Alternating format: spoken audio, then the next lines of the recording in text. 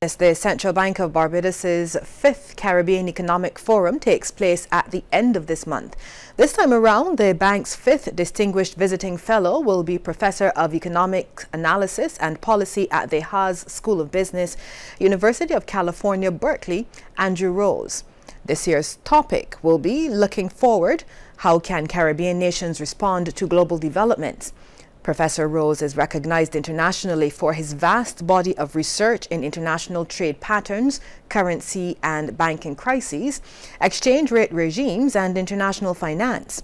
Now, during his 2-week visit, Professor Rose will meet with senior government officials and will have sessions with the Barbados Chamber of Commerce and Industry, the Barbados Private Sector Association, members of the financial sector, and Central Bank of Barbados staff. He will also conduct a webinar for undergraduate and postgraduate students at all 3 campuses of the University of the West Indies. The accelerating loss of Barbados's foreign reserves last year is evidence of the failure of government's adjustment policies. That's the view of former Central Bank Governor Dr. Delal Worrell. He made the comment in his most recent online newsletter and podcast on the topic of foreign reserves drain. Well, Dr. Worrell says the Barbados Sustainable Recovery Plan 2018 does not address all of the issues facing the economy. The NSRL has had an adverse effect on economic growth. In the absence of the tax, the Barbados economy might have achieved another 0.5% on top of the 1% growth rate actually attained. That represents a loss of about $50 million of national income.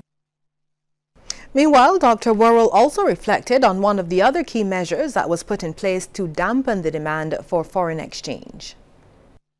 The foreign exchange fee was introduced in the May budget to complement the NSRL by slowing the outflow of foreign exchange.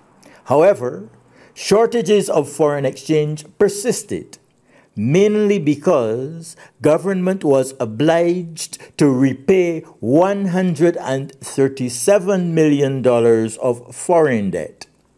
Foreign lenders were unwilling to roll over this debt because of government's poor credit rating.